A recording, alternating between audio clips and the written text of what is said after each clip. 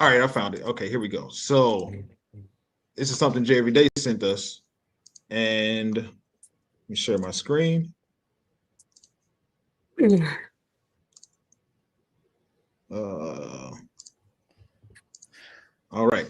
So it says instead of a new jail, Los Angeles built a shipping container housing complex for homeless residents. Okay, homeless. It said homeless residents. Okay. And DHPX said his birthday coming up. Well, happy birthday to y'all. To y'all. You in spaces. Yes, sir. Y'all My got birthday is tomorrow. Our birthday is tomorrow. Me and David. y'all gonna have a skate party? Gonna have some cake? Some pizza? I'll come. I'll bring my kids. He said, "No, just my birthday." All right. So it said the 6,400 square foot facility includes 232 housing units, as well as a commercial kitchen. Sheesh. Landscape courtyards, a dog park, and parking spots. Yeah, so I just really wanted to know what you guys thought about this as far as you know what, you kind of gave me projects, like those were like the projects, but I thought it was a good way to utilize those shipping containers because I don't stay too far from a rail yard. And I always wondered like, damn, what they do with those shipping containers? Because they look like they be there all the like, they haven't moved in years, Yeah, and they they're come they're one stacked way. like, They're oh, one they come way. on. Yep. Okay. From And China, it's they come from one way. That's it, and they're here. That's what I'm So saying. They're stacked like yeah, 100 feet high, and I'm like, dude, what yeah, do y'all do with that? So I think that's a good way to recycle, give people a place to stay. A lot of homeless off the street. You don't have to give them actual, you know, um, the traditional brick and mortar play or not, but a place to stay, right? But just to utilize that, I think that's a pretty good idea. Especially LA. LA has and the whole West Coast in general last time I was out there. It just has a crazy homeless problem population. yeah. Be humble Just what you think, think. when I was in Iraq, we would Hmm. be two. It would be two of us in one of those containers, and we don't. There's no kitchen. Only thing you get is an AC. There's no window, so Hmm. there's a door cut out for it. So you go in there. One side, one person, the other Yeah, side is yours, and there's an AC like mounted up there, and you get a light. So when you cut the light off, pitch black. that's good sleep. That's good sleep. Nah, not really, because the man, you got horrible mattresses. The beds ain't worth nothing. Man, it was horrible. What that was, well, I mean, we can't get y'all Sealy mattresses out there in Iraq, you know what I mean? But otherwise, like, do you think they're not just about the homeless? Do you think they're trying to have people like regular common people kind of think on the mind of, oh, you know what, I can give me a container for like $5,000 and give me a piece of land, and you know what I mean? Yep. I Do mean, you you already think? started with the tiny houses. I don't know if you Yeah, the ever seen tiny those tiny houses. houses. Yeah.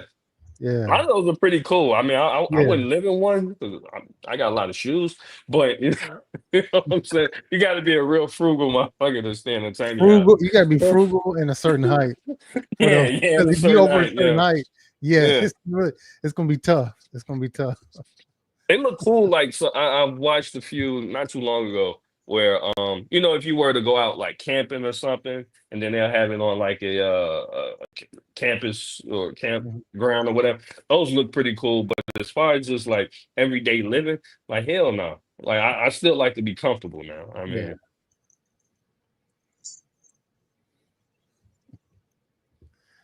Yeah. your mic space. Spaces. I don't think he said anything. Oh, okay. You're not talking space. Good. All right, there we go. Are you muting yourself? No, Oh, I don't know why that keeps happening. Okay, so here we go. Here's an example. Um, because I've seen the tiny homes before.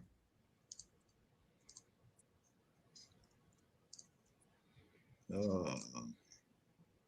See, $5,000, dog. A brand new tiny house for under $10,000. Let's take a look inside. Before we do, notice that you have a nice wooden deck here. This is an amazing deal. Here you go, guys. But you know what it also is? It's owning a tiny house is, to me, taking away an opportunity, unless you got land, but it's taking away the opportunity to own land. You know, because obviously, if you saving trying to you get a little $5,000 tiny house, you put it on some campground. You know, you're gonna live in, get your septic tank or whatever hooked up to it. That's how you're gonna do it.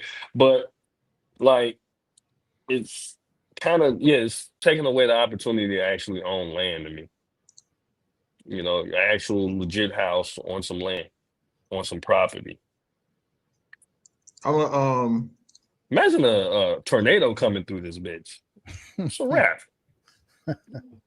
it's Well, me. now, we were Oh, I'm taking. just saying in general. I took my son to we went to High Point University, and that was what they had for some of the upperclassmen on campus. They had tiny homes. Instead of like dorms, they just had tiny homes in the back where they could live. Where's High Point? Okay, North Carolina. Okay. That's where Fantasia from. Okay. Yeah. So is that? I'm sure they could be prone to hurricanes. Like, Probably. it just seems like that's such a fucking mess. I don't know. Like now that I'm thinking about it, it's kind of a good idea, but It's I don't know. This seems terrible. Yeah.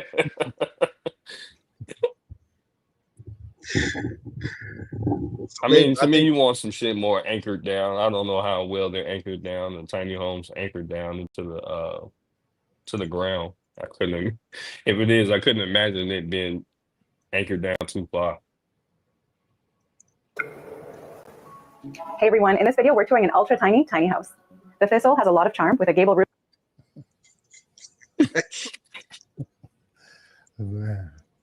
See, man, these people, these are the type of people, they own 2 pairs of socks, shit. Roof and cedar shake siding and a cozy farmhouse style interior design.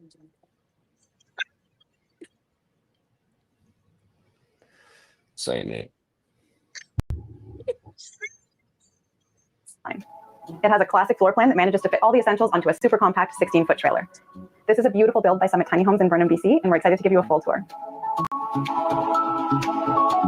So she said the BC, so I'm assuming this, of course, is British Columbia. I can see that working on like the coast, like BC and Seattle and shit like that. All they get is crazy rain. And rain don't even really be that hard. But like on the East Coast, I really can't see that. I can't see that. East Coast, maybe in the mountains, some goddamn where or some shit, Can't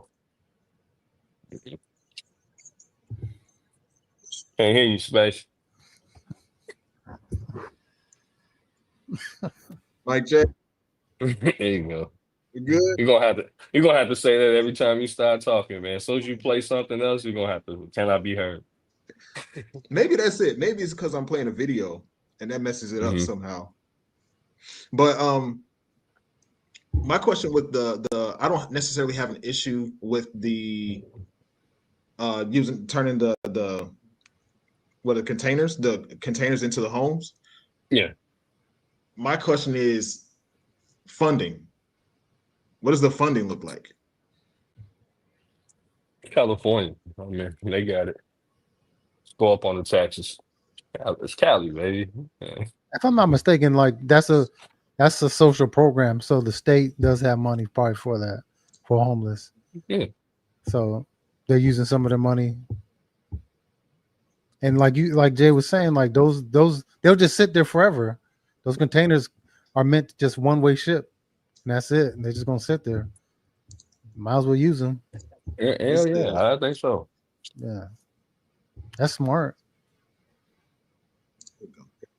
While a direct percentage isn't available in the provided search results, California has roughly 30% of the nation's total homeless population, but only about 12% of the overall U.S. population, indicating a disproportionately high rate of homelessness.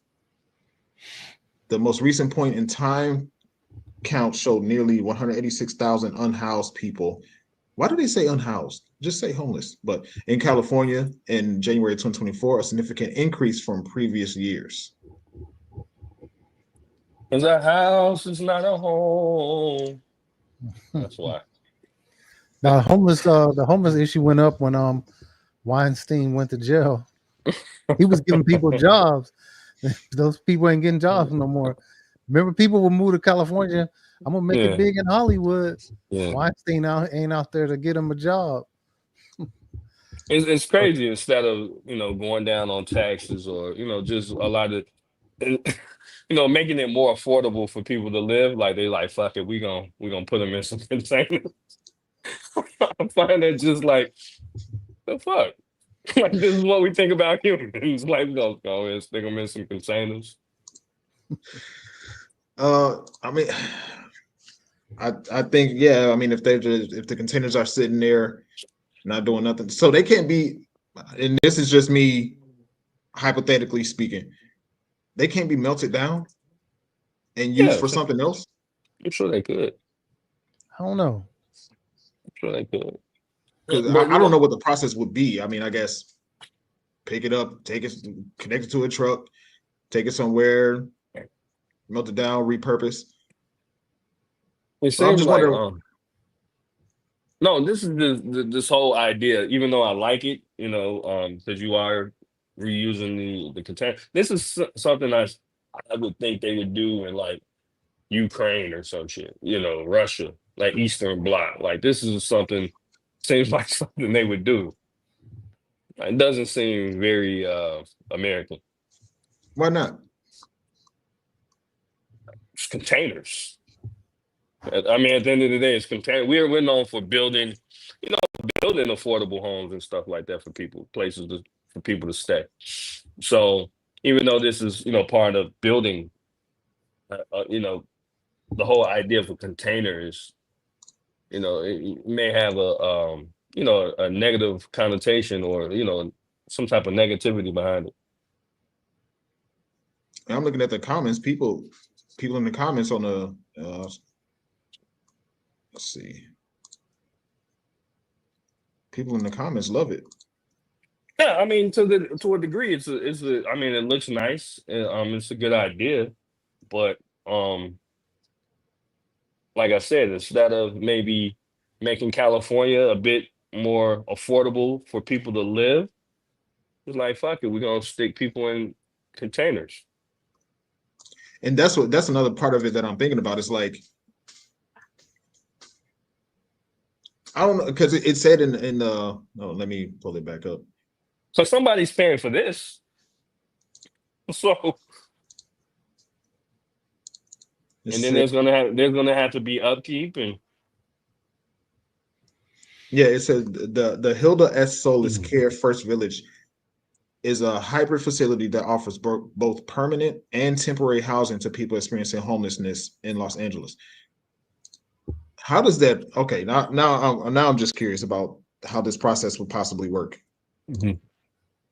Because you have temporary and permanent section. This is like temporary as in like I don't know how this process will work. Because in my mind, if I know somebody who lived in an apartment, they were paying for their rent in full, but their neighbor was on Section 8. But how much was their neighbor paying? Huh? How much was their neighbor paying? Oh, I don't know. I don't know if they And knew. right, and that becomes kind of the issue when people say Section 8, right? As if so we get this idea that people are paying like $5 a month. Are there people paying $5 a month? Sure, there's people paying $5 a month. However, if you're working, right, it kind of adjusts with however much you know what I mean, it adjusts with however much you're getting paid. So it's not so they may pay upwards of 80% of their rent. So if the rent is $1,000, right? So the person that their rent is $1,000. That person next door is paying $800, right? So they're being helped out with $200. Most of New York, most of the people in New York, right, who aren't millionaires are on fucking Section 8.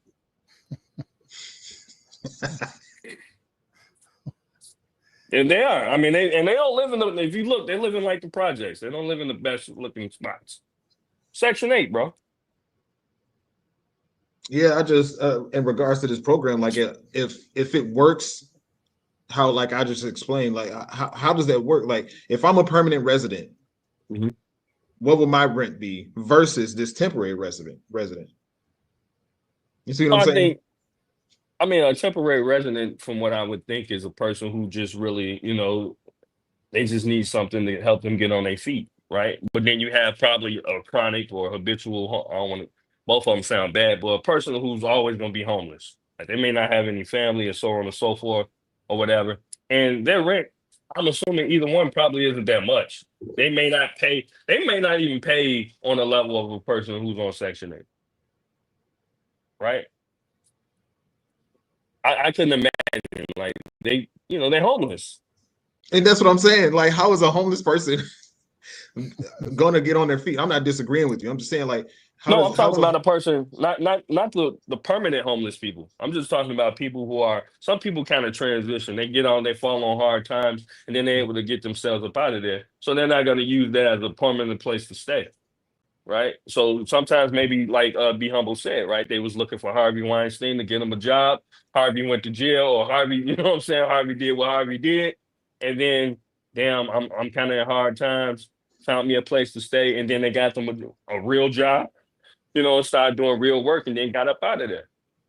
Sometimes people have children and, maybe they get evicted from the house from where they were or whatever, or they got put out of maybe a family member's house or even maybe a fire, right? So those people are still considered homeless, a fire, right? So then they'll move into that and then, whatever transpire after that, then they get up out of there. Yeah. So it's I'm sure multiple different situations. So I wouldn't, if I'm a person in need, I wouldn't really worry about how much somebody else's rent is. Especially if you're a permanent homeless person. You're a permanent homeless person, you shouldn't worry about how much somebody else's rent is, because like your shit is already on the discount. So, yeah. All right, you guys got anything more on that? Be Humble, you got anything else you want to add? no, I do think it's a good idea though. I mean, at the end of the day, I think overall it's a good idea. It's something I always wondered whatever they're gonna do with these containers. Um, It'd be interesting to see where else they decide to put them up. As far as other states, uh, um, how how do you maintain these things? As far as like, do you have people coming in checking in? You know, fuck, we got. I mean, because they are homeless ultimately, so you got to probably check in on them pretty often. As far as drug usage and shit like that. We don't want to turn these shits into a slum.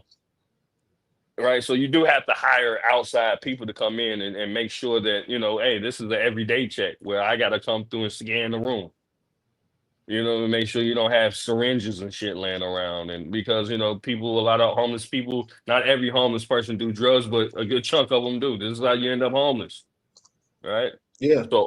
So yeah, I'm curious to see in the long run how that works out, but it does seem like it's a strategy, at least somebody's trying to put effort to try to curtail this homeless situation. Yeah, thinking outside the box. Mm-hmm. Yeah, the box. Outside the box. No pun intended. Yeah, because that's one thing I was thinking about. I was trying to veer my thoughts to other places, but I was thinking crime and drug use. Mm-hmm. Like how, and you make a good point with like having regular checks. Yeah. To how I don't know. And you gonna let them have pets? Like A no lot pets of homeless people have pets. right, no pets. You can't let you have no pet, man. I'm sorry. No service animals, none of that. I mean, you want service, take them out to the street, man. Y'all go kick it and shit like that. But yeah, a lot of homeless people do have pets. It's crazy. Crazy. All right. So thank you guys for kicking with us. Share this with your friends. Let them know that your favorite After Church podcast is live. Having some good conversation over here. Now, this is something that came across my. Actually, you know what?